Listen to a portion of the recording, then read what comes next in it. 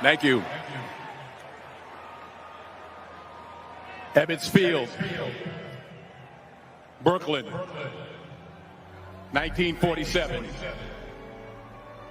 When Jackie Robinson stepped onto a Major League Baseball field for the first time, armed with supreme talent and unshakable character, and wearing a Dodgers uniform, he changed the game of baseball and so much more. What he carried with him, what he represented, was towering. On the field, he was the Rookie of the Year, a most valuable player, a World Series champion, and a 7-time All-Star. Beyond the field, Jackie Robinson challenged us to become better versions of ourselves. Business leader, family man, activist, Hall of Famer. He said that life is not a spectator sport, and he lived that motto to the fullest. Whether it was charging down the baselines or standing tall for opportunity and justice, number 42 blazed a trail that would light the way for people of every walk of life and every color, and to this very day, every generation. That inspiration, that profound impact looms just as large today as it did 75 years ago.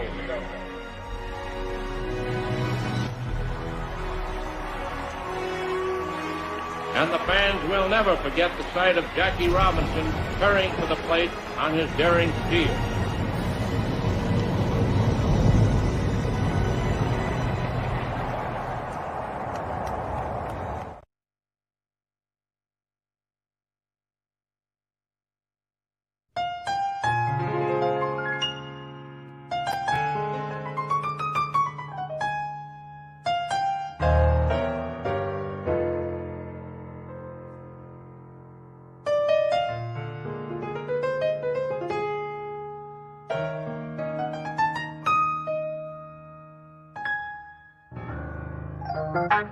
Reach out, oh,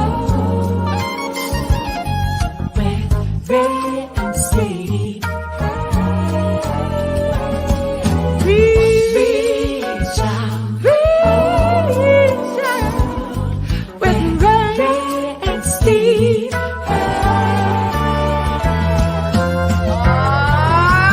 Take me out to the ball game. Take me out to the car.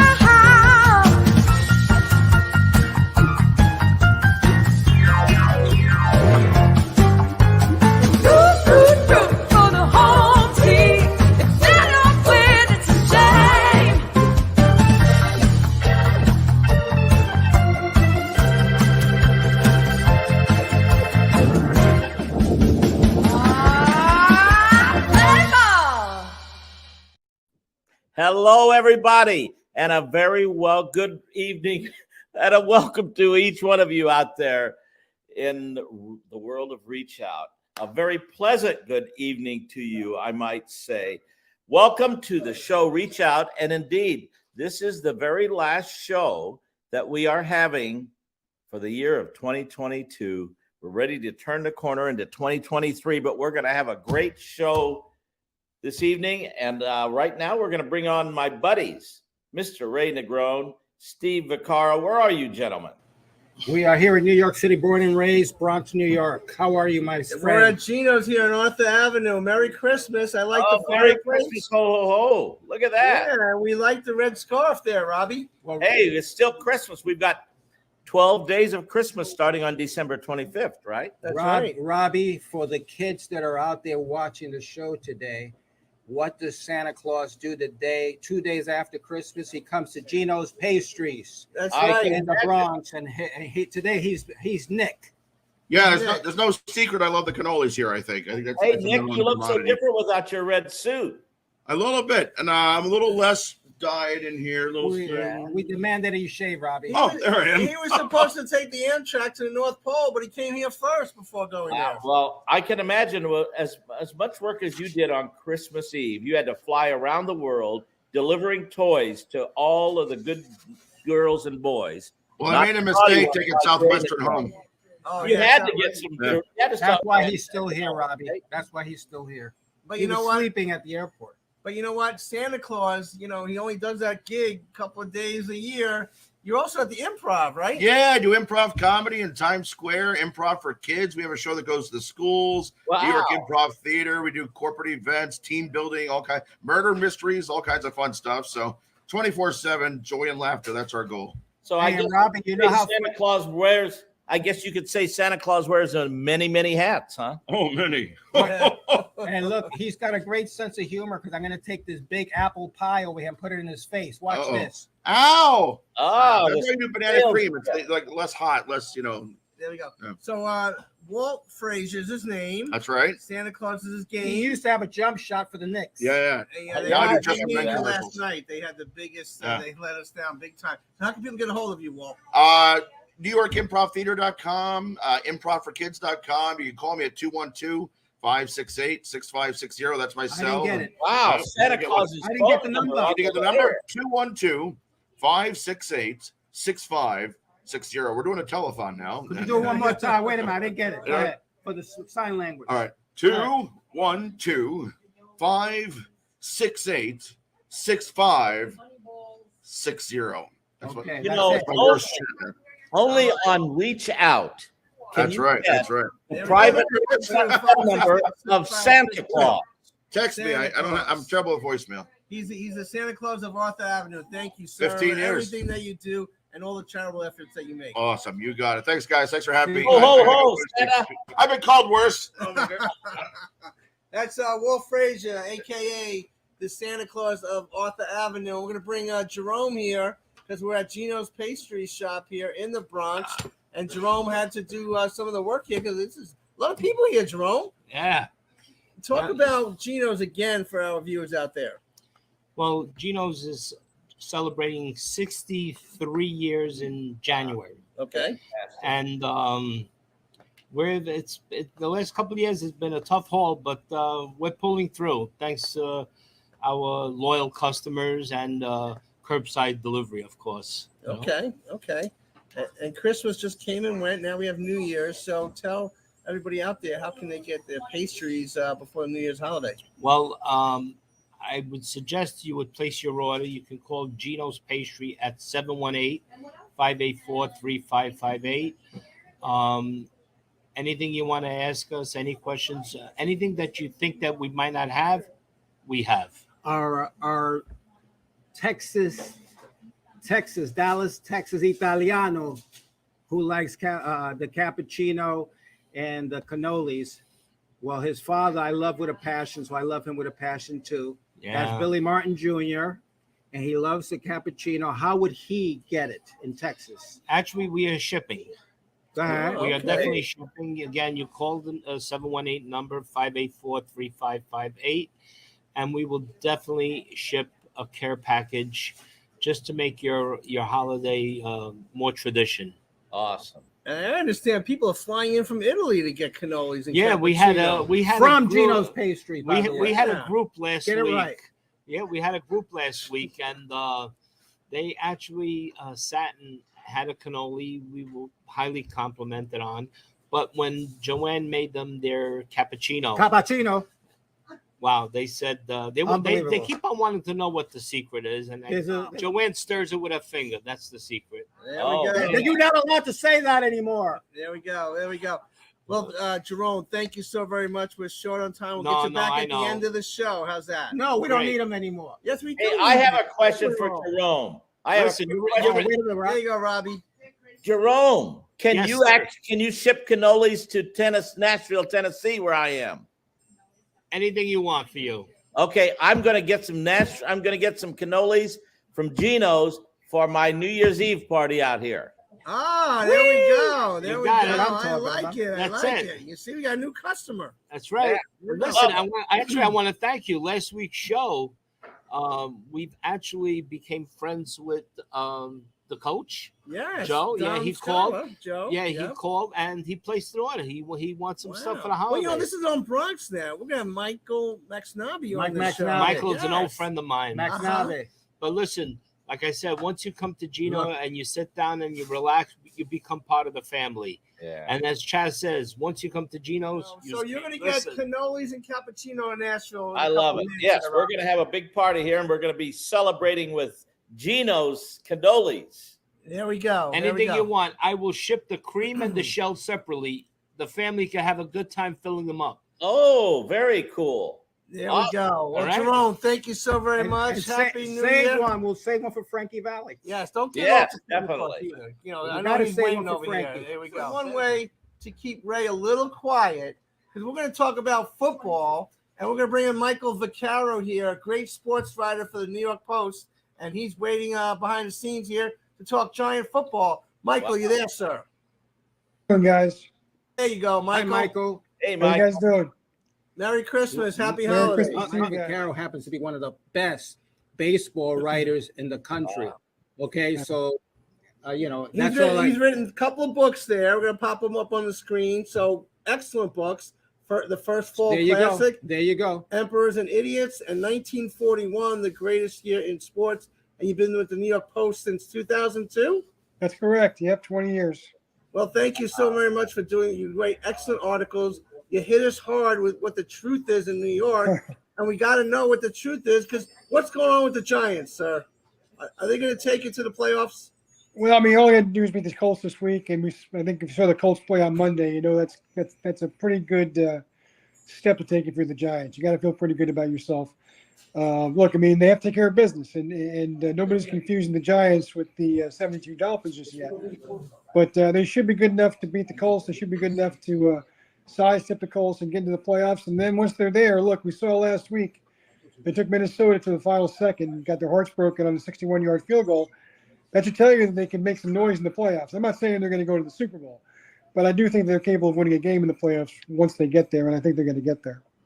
So their quarterback, is there long term? Is he there for the long term, or what's going on with him? Because they have trouble scoring points sometimes. I know they have some deficiency in the offensive line, the secondary, and a wide receiver. But is he the quarterback to take him to lead him in the future?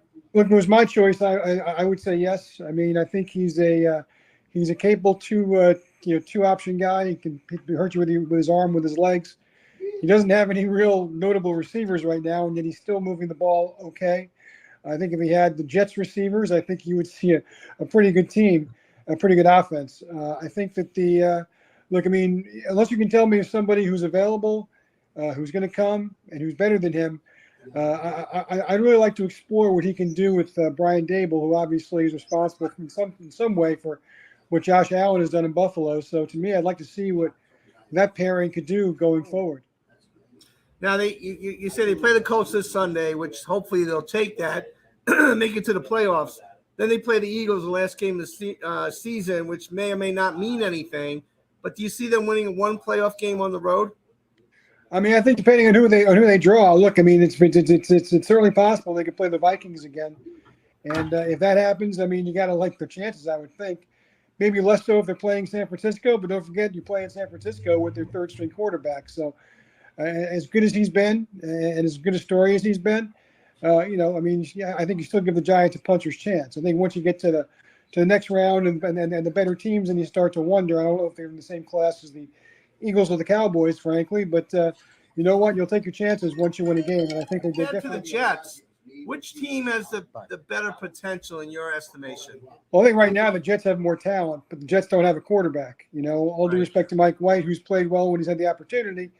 I mean, I don't think anybody knows what he's going to be long term. Certainly, what we've seen from Zach Wilson is troubling, to put it politely. And I don't know, who knows if they're going to go out and get and think about getting an established quarterback next year. I mean, they're a quarterback away, I believe, from genuine contention. I don't think they're in the same class as the Bills and the Chiefs just yet, but they're should be right in the next level, and they're not there this year because the quarterback position has really kept them, where they are, which is struggling for a playoff spot. Still mathematically in it, but I think if they had a a quarterback they could rely on, they probably be 9 wins, 10 wins right now, and be talking about seeding as opposed to whether they're going to get in the playoffs or not. So I think the Jets have more talent, but I also think the Jets play in a much tougher conference. The Giants don't have Chiefs, the Bills, the Bengals to deal with in the NFC right now. So I think if they can make a quick move or two in the offseason, they can make a real position move going into next year. Yeah, Mike, your articles are tremendous. First of all, they're real, they're down to earth, and you hit home really hard with every topic that you cover in baseball and in football. Do you ever get any fallout from the people out there on the teams at different places that maybe you're too hard on them, or is that what people want? Well, sure. Sometimes, look, nobody likes to get criticized, and that goes for me too.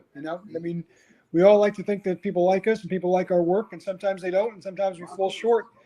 And that goes for sports columnists every bit as much as defensive tackles. So, sure, I've heard my share of blowback, and that's only fair because that's, part of my job is being accountable to not only the people that, read me, but also the people I cover. And so, sure, I've heard plenty, but you know what? I think genuinely, if you ask people, most people I've covered through the years, 20 years at the Post and 35 years of my career, I think they'd say at the very least I was fair. If I took a shot, I was available to them to hear their grievances, and I think that's what you need to be as a sports columnist. Well, we have a special guest that we're going to bring on, Billy Martin Jr. I must say, you have a great last name. First of all, I gotta throw that out there. Yeah, you can't get better than that. Is there any relationship, Mike? Is there any relationship between the two? Have you ever found family tree or anything? I haven't, although that's something that I want to do in 2023. And there we go. Pretty sure that back in the old country, you everything you know. You never know. I'm pretty sure Michael, back in the old country, we're probably cousins. Michael, I got to ask you real quick. Do you miss covering baseball? Especially when it's 4 degrees outside, I do, Ray. You got that right. So, but yeah, baseball. Look, I love the other sports. Love hoops, love football, love covering golf. But baseball is bread and butter in New York City because it's the greatest baseball city in the world to me. And baseball is the greatest writing sport there is. So I really enjoy that aspect of it too. And what's your recollections of Billy Martin? He should be in the Hall of Fame. But what's your recollections and thoughts about that? Well, I never had the opportunity to cover him. He was a little before my time in New York, but certainly as a guy who grew up in New York, was certainly familiar with his work and certainly familiar with his work with the Yankees, 76 and 77. They'd had a long championship drought until Billy came on board, really kind of changed things immediately. And that was the thing that Billy always did. No matter where he went, a losing team became a winning team, whether you're talking about Minnesota, Detroit, Texas. The A's. The A's drew about 14 people one year. The next year they drew almost 2 million because of Billy Ball. I think that's all you need to know about the kind of manager and the kind of impact he would have had on any ball club because the results were instantaneous and they were real. Hey, Mike, wouldn't you say it's really wrong for Billy not to be in the Hall of Fame? Well, I definitely think he's deserved more consideration than he's gotten. I think that's a career that definitely deserves a hard look, and I don't think he's ever really gotten a full look, to be honest with you. Yeah. And the fact is he does have the World Series championship, so I think that bodes well for his resume. And what we're talking about, wherever he went, he won. And that's the bottom line of what a manager does. In a lot of ways, I think Buck Showalter is looked at the same way, that he'll take a not so great team and turn him into a very competitive team right away. And of course, Buck doesn't have the World Series that Billy had. Right. Well, Michael, thank you so very much for joining us today. I know you're in a rush and we started off late. Thank you so very much. You, Mike. Keep up the great work. And we'll be reading about you and what you write each and every day. Mike Vaccaro, New York Post. Always been a fan, guys. Thanks a lot. Happy New Year. You did a recent interview with Randy Levine, which was really a great interview, and it gives us a little insight on what things are going on in Yankee world. Let's see it. Let's check it out. Ray Negron and Randy Levine. Randy Levine, president of the New York Yankees.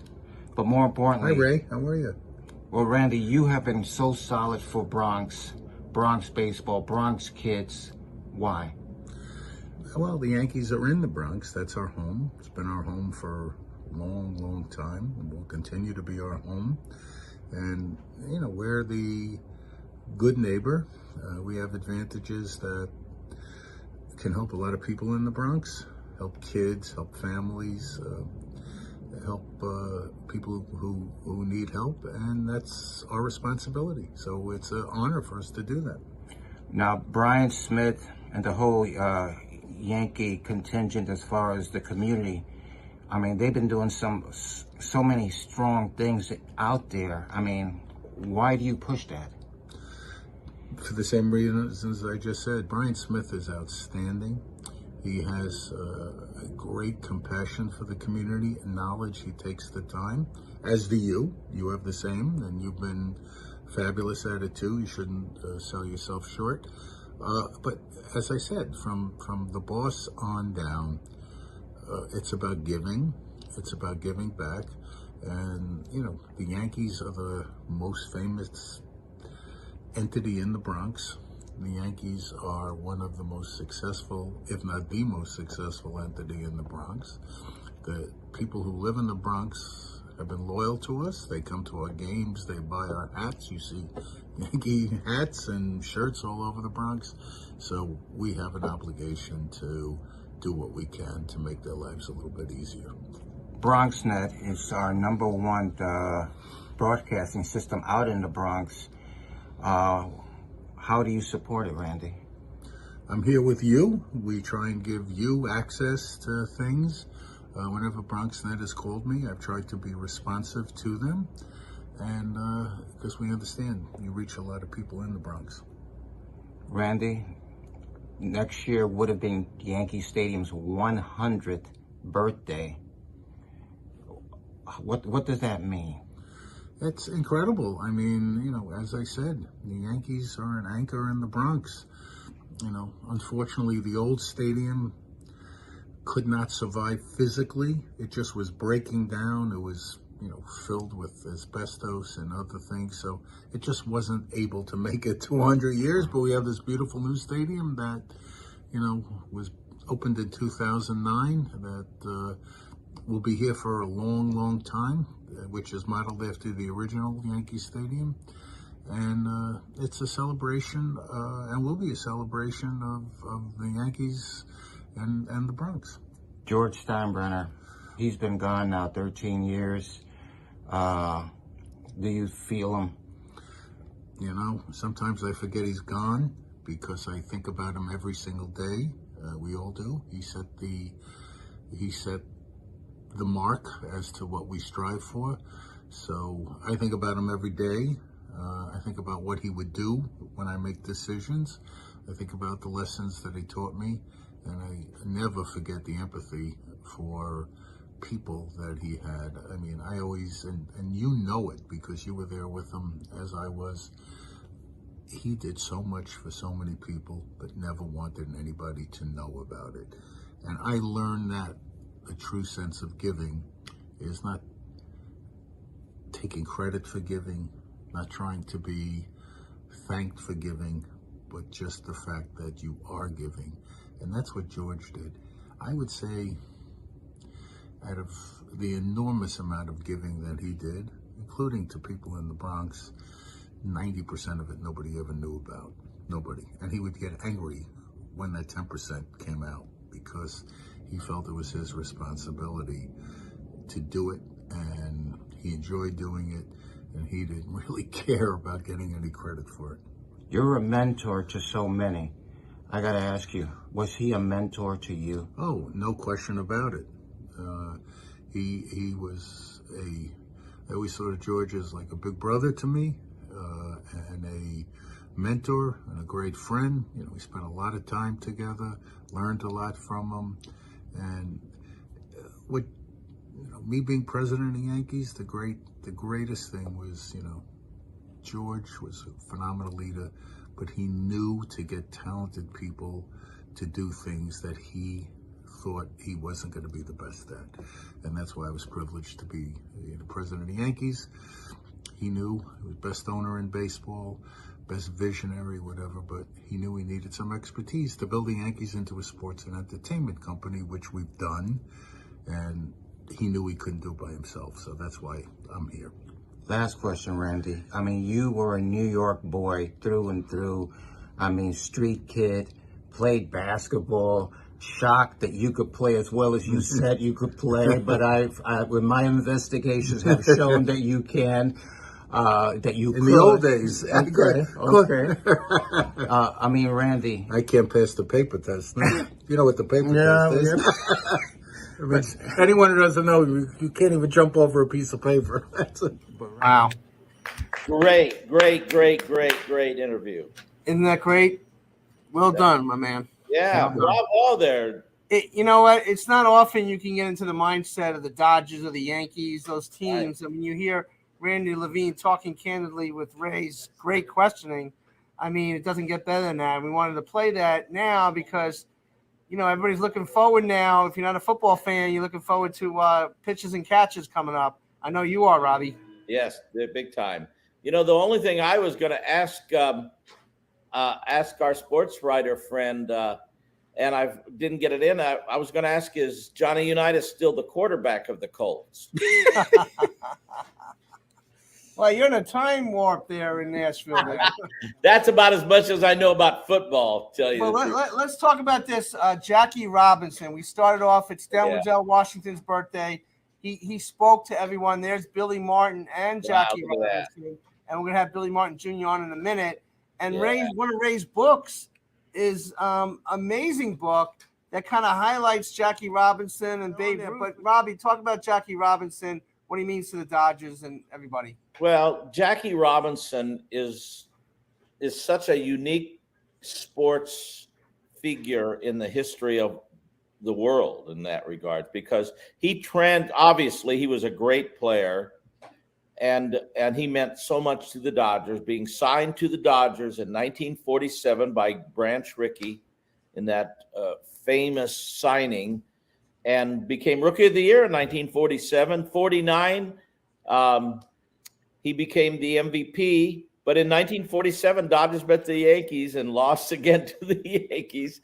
And then they lost again to the Yankees in 49, and they lost again to the Yankees in 52, and they lost again to the Yankees in 53. But finally in 55, Jackie and the guys there were able to become world champions again over the Yankees. But Jackie Robinson, for what he did, transcends baseball. He changed our country. He changed the world. Baseball, by opening up that closed community of what Jackie did by being a pioneer, and he struggled and suffered for it too. And that having Denzel Washington there, that clip was from the All-Star game this past summer at Dodger Stadium, which ultimately became probably the highlight of the Dodger season, you know, after we got knocked out in the playoffs. But that was just so well done, and Denzel is such a great representative of that as well, too. You know, and he came through the Boys and Girls Club of Mount Vernon here in New York. He continues to give back. He's one of the greatest actors in the world. Yes. But he's got the heart of gold, so he never loses sight of where he comes from. And to hear him talking to everybody on the big stage of the All-Star game, but to see the reaction of the players, really give him that respect. And Ray, talk about your book, The Greatest Story Never Told. This is my best book. It's I was sitting at Babe Ruth's daughter's house one day, and she allowed me to go through the trunks, and I saw some old newspaper articles, letters, things to that effect. And that's how the idea of the book came, because the thing that I found so compelling was that Babe Ruth had cancer in 1947. Right. And yet he found it important enough to get up off his bed and be at Ebbets Field for opening day to see. I didn't know that. Wow. Okay. And when Jackie came out of the dugout the first time, he looked at the Babe. The Babe looked at Jackie, gave him a thumbs up. Jackie wanted to go over to the Babe, but the PR people didn't want to make an issue of it, because Babe Ruth for years had been pushing for blacks to get into Major League Baseball. Babe Ruth was not allowed to manage because they were afraid that he was going to start signing black players. Okay, that's the reason. It wasn't because he was carousing. Everybody in those days caroused. Okay, look at all the different managers, and you could find them in brothels every other night. Okay, so what made that any different from Babe Ruth? But Babe Ruth wanted to do this, and that's why, in essence, they knew that if Jackie went over to the Babe, it would have been that would have took the headlines. Well, that's fascinating to me. I know my Dodger history as well as probably anybody, and I did not realize that Babe Ruth actually attended opening day in 1957. That is so cool. That is why I call my book The Greatest Story Never Told. Yeah. Okay. And those two guys, Ray, if you really think about it, those two players, Babe Ruth and Jackie Robinson, are probably two of the greatest Dodger players ever. I'll give you that, Robbie, only because I want to. Let Robbie have it. Let Robbie have it. Is that what you want to put out there, Robbie?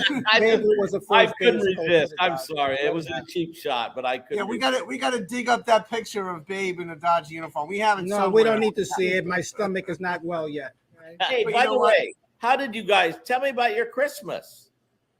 We had a great Christmas, and low key with the family. Robbie, I wrote a song during Christmas.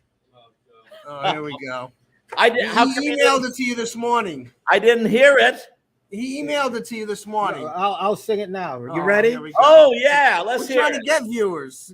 Why can't every day be Christmas? Why can't it all be with Ray? Why can't every day be Merry Christmas to it, Steve and Robbie to say? Wow, not bad. You know what? That ranks right there with Grandma got run over by a reindeer, I think. Yeah, but you know what? The truth of the matter is, he wrote that on the Whitestone Bridge, before he got here. Now we know why Grandma got run over by a reindeer. She probably sang that song. But wait a minute. We have another outstanding guest that we have to get on. But we're going to go back to 1952. His father made one of the greatest catches in World Series history. I know. Against my boys, too. Of course it's against your boys. Let's check it out and bring in our special guest. 3 runners ready to lead away.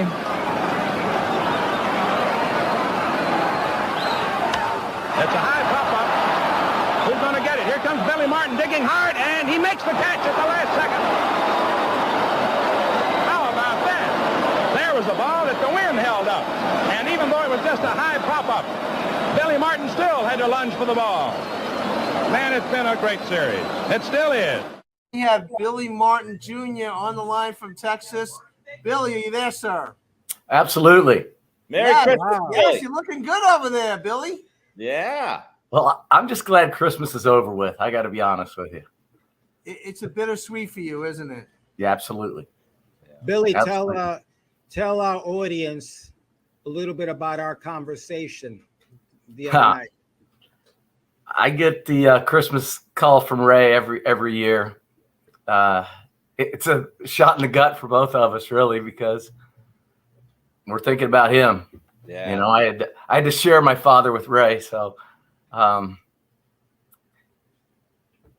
a long time, but I still think about him every Christmas, every day for that matter. But this one was a little worse. I lost my mother 2 weeks ago, so on my birthday. Yeah. So sad. On my birthday. Yep. I'm so sorry. And let me say that Billy Martin Jr.'s mom, Gretchen, was one of the greatest ladies ever. Am I lying, Billy? No, you're not. No, you're not. Lady. You know what, though? The big guy had a hand in it. If somebody's got to go, the way she went was pretty neat. Her last moment of clairvoyance was Thanksgiving with the kids and I and her husband. And we carried her to the table. She got up. She was so happy.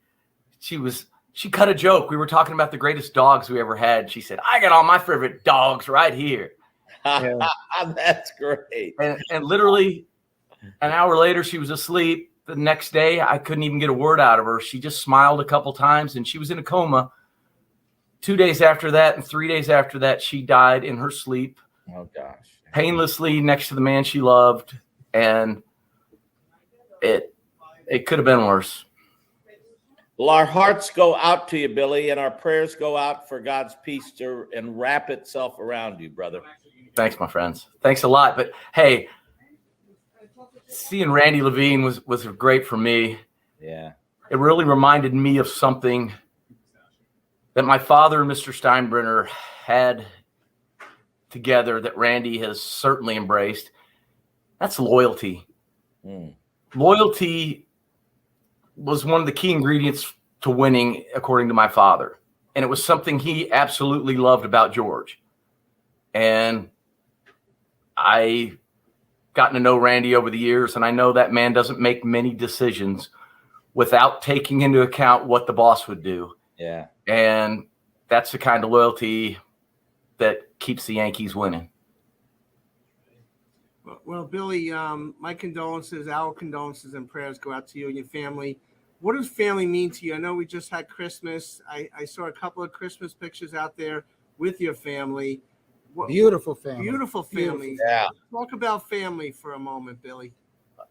Well, you know, mine's pretty small. I've got 3 awesome kids that God blessed me with. My 20-year-old daughter's going to graduate from my alma mater, Texas Tech, this year. Wow, very cool. Yeah, at the age of 20, she's already had a job offer for 3 years to teach and coach cheer at Martin High School, which is where I live. So it's pretty cool. Martin High School, is there a connotation of that? No, it's just a very handy coincidence. But her older brothers are Irish twins. They're 23 and 24, and they're both still working on it. They're a little upset their younger sister's going to graduate before they will. But that's great. Yeah. Wow. But they're doing great too. And if you knew his daughter, you would understand why she's graduating before them. She's got her grandfather's fire, desire. Yeah. Okay, forget about it. You know what I'm saying? Yes, sir. Now, Billy, we were talking about it's Denzel Washington's birthday. There's the pictures with your family. What a beautiful sight that is. Number 1, pinstripe, number 1. Beautiful, beautiful time. And I guess that offsets some of the heartache that you've experienced over time since your father's passing. Absolutely.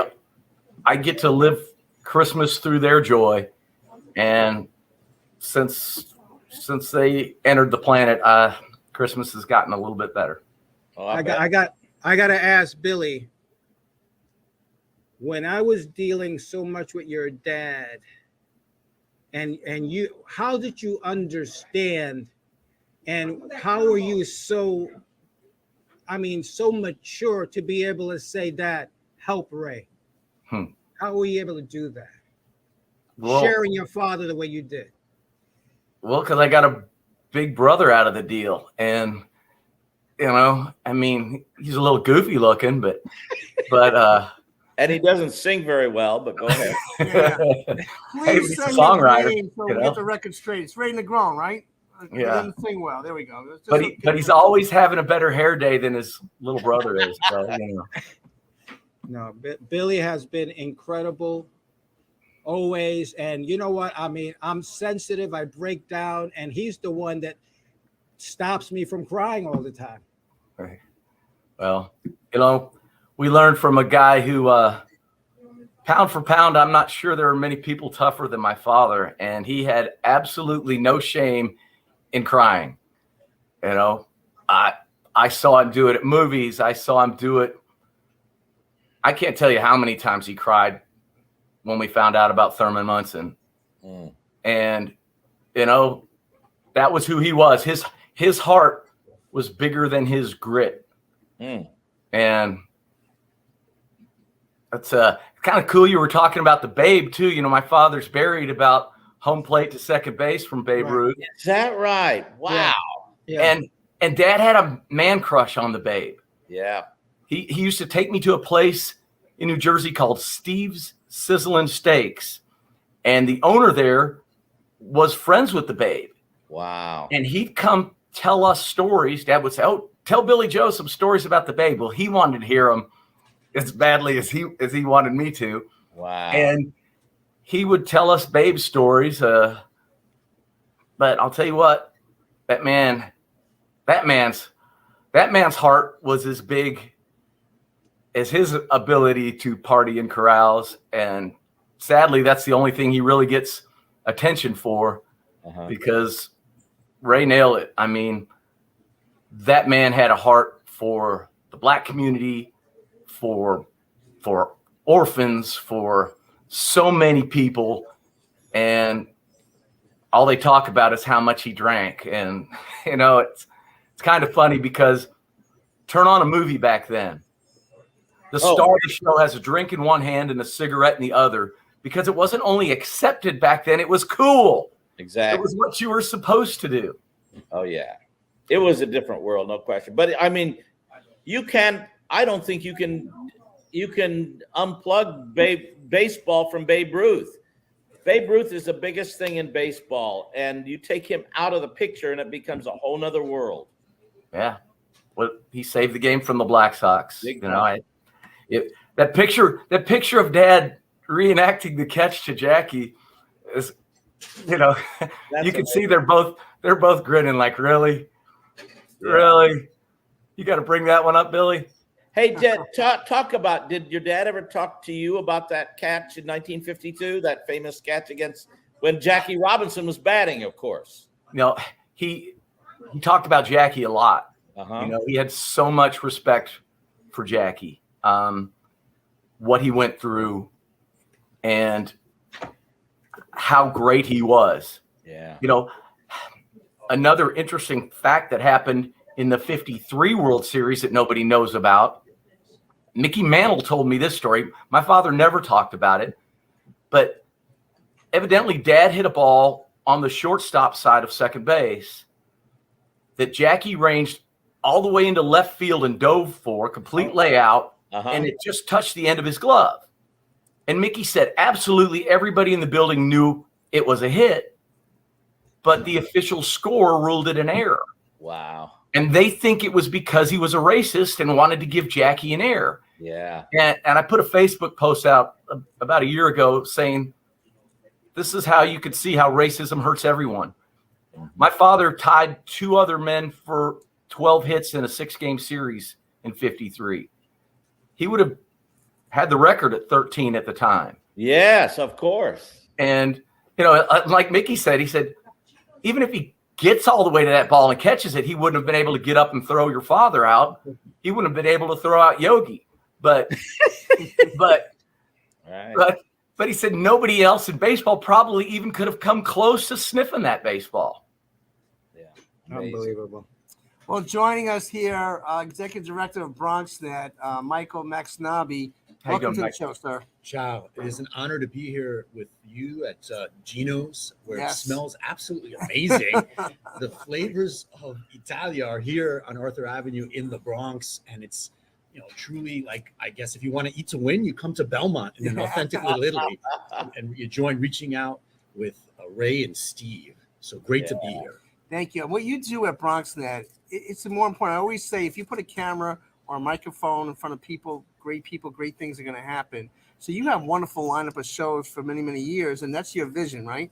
So the Bronx is one of the most creative capitals in the world. You know, we have tremendous creative capital, and people don't necessarily know that. So we produce content from the Bronx to the universe, and we encourage our neighbors, you know, people who live in the Bronx, our friends, our families, our students in the Bronx. Hey, you can tell your story. You can share a message, your vision from the Bronx to the world. I mean, that's why we offer workforce development, experiential learning, media arts education at Bronxnet, at our 3 locations. Right now, it's 2 locations, Bronxnet at Lehman College, our network operations, and Bronxnet at Mercy College, where we have state-of-the-art studios, editing suites, classes, and more. And our newest location coming up in 2023, we're opening it up for you and you, Bronxnet's Media and Technology Studios in the South Bronx at La Central, 14,000 square feet. Windows on the South Bronx studio, and immersive media studios, extended reality production stages, learning labs, innovation labs, and more in the South Bronx, where there's great tech inequities. We're going to help people become a part of positive transformation. with our services and with the production capabilities that we're bringing to the South Bronx that are unprecedented. Randy Levine, the president of the New York Yankees, and the man that I consider the most powerful man in sports, okay, because I've seen him work. He was talking about the importance of Bronxnet and the partnership that you guys have with the New York Yankees. How is that? That is awesome. I think this is the greatest sports team in the world, the New York Yankees, and it's in the Bronx, and we're proud of our Yankees. There's pride. You know, there's something about the Yankees that is like in the community. The Bronx is a universal city, and the Yankees are a universal team. And you know, I think that's why we're so aligned, and it's so beautiful to hear that. I'm grateful to hear that, Ray, and I'd love to hear that interview. Well, you will have the interview, and the other aspect of it is, do you feel that the Yankees have been a good partner in the community? I think so. I mean, I know that the New York Yankees have supported Bronxnet in our educational efforts with students, as well as other organizations in the Bronx, and in terms of beautification and all that, and you know, community. I think that the Bronx has a partner in the New York Yankees. Beautiful. You know, Robby, our show, you start off every show that we have community, sports, and entertainment.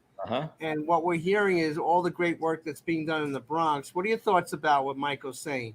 Oh, I think it is great. And it's so cool that you can have that community of so many different kind of diversity of talented people, but then you can incorporate it into the production company that you have, into Bronxnet, and indeed into this new facility. The only thing you're going to need in that facility I see as lacking is if you're going to have some Gino's cannolis in there so you can attract the Ray Negron. Jerome is here, right? Jerome, can we make it happen? Yes. Mike, when it comes to Bronxnet, anything you want. There we go. I got to ask Michael, now, in my years when I was a bat boy, I took many a walk in the community with George Steinbrenner, in the community with Billy Martin. Billy had friends that lived in the community. I mean, is that what a partnership is supposed to be all about? I think so. I think you want to have an ear to the grounds. You want to be on the grounds. You want to talk to people. You want to see what's happening. You want to have empathy. And that's what I think really is inherent in reaching out with Ray and Steve. It's about reaching out. It's about community. It's about the convergence of sports, arts, and community and student achievement. And that's what we're about at Bronxnet. We spotlight student achievement and scholar athletes. Wonderful. And help encourage young people for pathways to careers in media and media arts and technology. You know, this is workforce development. This is experiential learning. Our young people need role models. So we need to be out there. Speaking of role models, now here's something that still goes on today. Back in, say, 1976, Billy Martin took Billy Martin Jr. into the community. Not to the, I mean, I don't consider Yankee Stadium, in essence, the deep Bronx, but Billy took him into the community. And when he came home that night, the mom, Gretchen, says, "Are you crazy for taking him in there like that?" I mean, should people continue to think that way? Or, I mean, number one, Billy, how do you feel when I say that story? That's just how it went down. But you know what? He was never afraid of any of that stuff. And there was, I wasn't either. I mean, it was just fun hanging with Dad and watching him talk to people. And, you know, I never saw him turn down an autograph. He took pride in remembering. He used to say it to me all the time. "Remember where you came from, Pard." Yeah. And I'd laugh. I'd say, "Well, Dad, I'm a big league manager's son. I got it pretty good."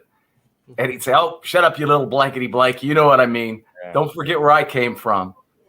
And he remembered that and was good to people and would walk over and talk to people that I think most people would avoid.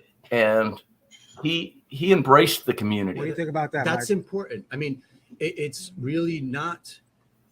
It's not conceding to the misrepresentations and stereotypes that you might see in mainstream media or in Hollywood, where let's say a place like the Bronx is sensationalized, and too often has been sensationalized and misrepresented. Before there was Bronxnet, there was no real media outlets in the Bronx, right? 3 decades ago, the Bronx was misrepresented, sensationalized. If it bleeds, it leads. Fort Apache, the Bronx. And if people see this in Hollywood around the world, and they see this around the nation, they got this perception of the Bronx that's that's inaccurate. So we really are putting the cameras in the hands of the people that are here on the ground. We're helping digital storytellers in a multimedia and a multi-platform way. And this continues for 3 decades of public service on Bronxnet. So yeah, come and see the Bronx for yourself. Don't be afraid of success. I am so thankful that we're on your network, because this gentleman over here, 50 years in baseball in a couple of days, 50 years of baseball, but it's not about baseball for him. It's about giving back to the community in the Bronx. So for us to be on your network, to be having our show week after week, along with Robby, platformed there, it's such a blessing and honor. And we want to do more for people in the Bronx, especially 50 years in baseball for Mr. Negron over here. Yeah, 50 years and 5 decades of baseball and community building. Ray Negron, congratulations, Algary, right? So, this is an achievement, and we welcome you into the studios. Our studios are your studios. Wow. Well, it's so good to be able to do a show like this, because it's like, sports, entertainment, and community. And then to be able to say, we have Robby Robinson, who's been one of the great music legends for a long time, working with all the greats, Liza Minnelli, the great Frankie Valli, Tony Orlando, a Bronx boy. It's just incredible. So I thank you. The cool thing is, thank you for those kudos, but you're the only one here that can say that you used to go hanging out with Babe Ruth. in a Dodger uniform, as we just saw somehow. I don't know how that worked out. I don't know how that slipped into the show. Sorry, guys. But Michael, how can people tune into your network, contact you if they have a show or a story, or want to support you and sponsor? So we are at bronxnet.org on the web. We're streaming all 6 of these channels that reflect the diversity of one of the most diverse places in the world, from the Bronx to the world. Bronxnet.org is our website. We're streaming also. If you go to bronxnet.tv, we have an app on iOS and Android. Download the Bronxnet app.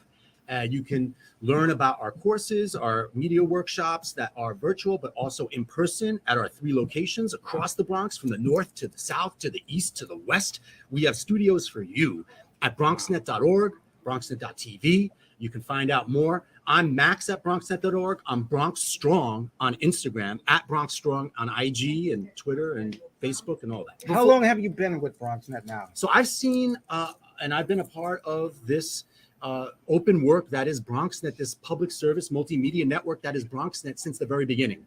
So I'll be celebrating 3 decades of work with our communities at Bronxnet. Now, almost out of time, but before we let you go, we just lost another legend, Irene Cara, who came from the Bronx. The Bronx right? girl. Yes. Bronx girl. Talk about real brief. I hate to say this, but talk about real briefly Irene Cara, what she meant to the people in the Bronx. Irene Cara was an inspiration, and our young people need to see that there's a pathway to success in the creative community, creative economy. Super talented, beautiful woman, and she is a Bronx Walk of Famer. She was inducted by the Bronx Borough president into the Bronx Walk of Fame during Bronx Week. You can see her name there emblazoned on the Grand Concourse. Yes. We celebrate Well Irene deserved. Cara. Well deserved. We have done tribute videos to her, and Hero. and we have made good documentation of her getting Irene Cara. this recognition, and she needs to be remembered. Her legacy will be remembered. We love Irene Cara. Irene Cara. And we lost some other great Bronxites. Oh, so many. Yes. But Irene, just a true Bronx girl, man. I remember her as a kid. Wow. So to see the aspect of what she achieved, Academy Award, forget about it, man. She was incredible. And Puerto Riqueña Cubana, I love you, my dear Irene Cara. God bless Irene Michael, Cara. thank you so very much. And we may take you up on that offer, showing up in your studios. We are going to show up at his studio. Okay, there we go. You Right better after bring the show. cannolis. With the cannolis and the cappuccino. Happy, healthy, blessed New Year Hey, to you and familia. You know what? And the one thing that I've always loved, like S.I. Morales, all these terrific young talents, and you see there, you name that name, Walker thing that you The got. Bronx Walk of Fame. You know what I'm saying? No, I love it. I love it. I love it. Thank you, sir. Thank you for joining us. Happy New Year. God bless, and we'll see you real soon. Keep Bronx and all cities strong. Para There we siempre. go. God bless. Per sempre. Billy, we're almost out of time. What's your last words that you would like to share with our viewers out there? Well, we're about to start a new year, and let's all get together and get on the same team and do what's best for everybody around us. Hey, and let me just add, you know sir. how I met his father? Number one, everybody knew the legend of Billy the Kid. Okay, I'm taking ground balls at shortstop. He's managing the Detroit Tigers. And so I'm standing at short, just looking at the hitter, and all of a sudden a ball goes right through my legs. Billy had a fungo bat and ball just bashed one right through my legs. I looked up and he started laughing. That's how that happened. And as soon as BP was over, he said, "Come on over." And we started talking, and that's how the relationship started. Very cool. Unbelievable. Billy, thank you so very much. We'll see you Billy. real shortly down the road. God bless your family. And thank you so very much that what you do for other people and to continue your father's legacy day after day. Thank you so much, sir. We love you. Hey, proud to call you guys my friends. Thank Happy you. New God Year. bless. Billy Martin Jr., unbelievable. Robbie, take us home. Great show. Take us home. What do you? Merry Christmas to you guys. This is our last show of the year, but we just passed Christmas, and we're still in the season of Christmas because the 12 days of Christmas start on December 25th. So I thought I would take us home with a song that I wrote with the super talented Andrea Hammond called Majesty in a Manger, because to me, this is what depicts the true meaning of the season, the reason for the season, and that is the birth of Jesus Christ. That's why we celebrate Christmas. It's Christ's Day, the birth of the Savior. So here's a song that depicts that. Happy New Year. God bless, Robbie. We love you. See you next year. See you next year.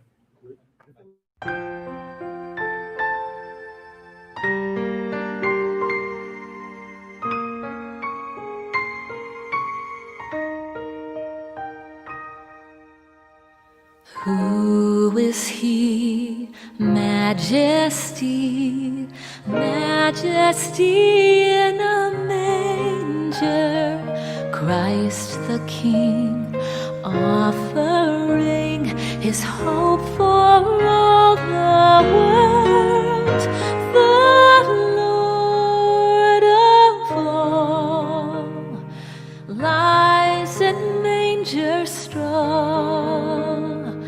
Love divine,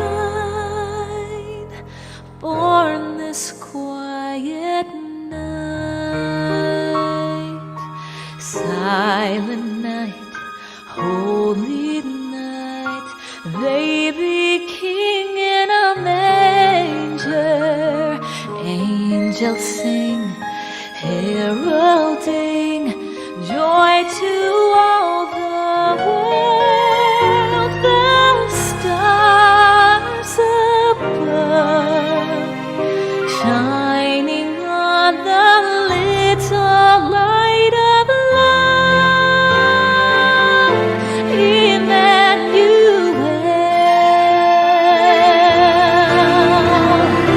God with us has come to dwell. The cries of the broken, the cries of men.